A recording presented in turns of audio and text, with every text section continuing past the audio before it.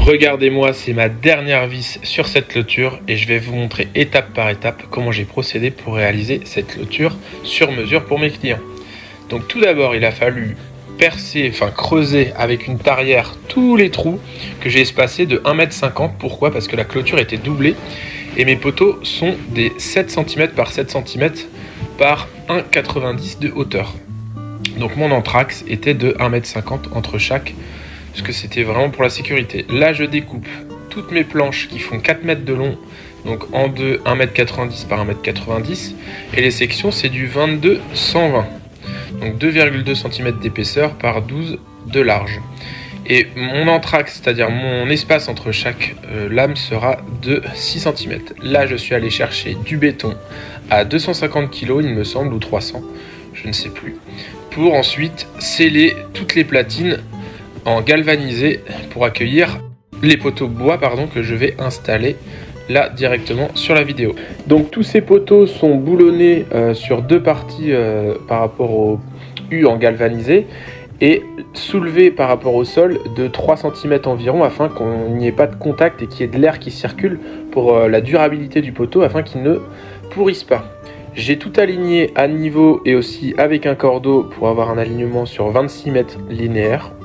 Et donc je place tous mes poteaux tranquillement. Donc déjà l'étape pour sceller les platines, ça m'a pris un petit peu moins d'une journée. Et ensuite pour les poteaux et la structure, on était sur la deuxième journée il me semble. Vous allez voir ce que ça va rendre sur l'alignement et sur la mise en place. Donc voilà la mise en place de la structure avec des chevrons qui sont en 45-70. Donc pour être pile poil dans l'alignement des poteaux, c'est pour ça que j'ai pris des poteaux 7 cm afin de doubler la clôture et qu'il n'y ait pas de différence entre la structure et les poteaux. Donc là je mets en place ma clôture avec l'espacement entre chaque lame de 6 cm. Donc je m'étais fait un gabarit avant et donc là je les surélève pareil de 2-3 cm pour ensuite les placer sur toute la longueur. Étant donné que le terrain n'est pas régulier, l'espacement entre le sol et les lames n'est pas forcément exact sur tout le long de la clôture. Du côté d'un client, il a souhaité mettre une toile tissée pour éviter la pousse de mauvaises herbes, et de l'autre côté, bon, vu que c'était que du 0,20, lui ça le dérangeait pas vraiment. Donc après c'était chacun son choix là-dessus. Moi je m'installais principalement d'installer la clôture et rien d'autre. Il faut savoir que la clôture, je me suis mis d'accord avec les deux clients, étant donné qu'on est sur une clôture mitoyenne. Donc il est possible de varier toutes les hauteurs, etc. Mais par rapport au choix des deux, on a fait quelque chose de linéaire. Mais par contre, vous allez voir de l'autre côté, en fait, c'est mis en quinconce de manière à ce qu'on ne voit pas au travers. C'est pour ça que, en fait, j'ai placé avec 6 cm d'écart et ensuite, je suis venu, vous allez voir juste après, en décalant de 6 cm pour que ce soit vraiment face à face.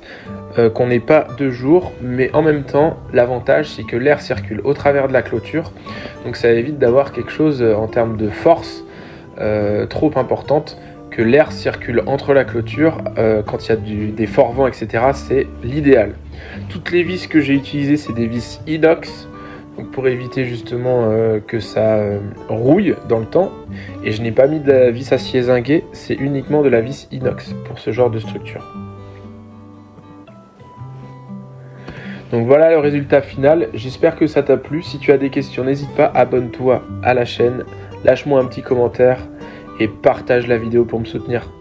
Et je te dis à une prochaine.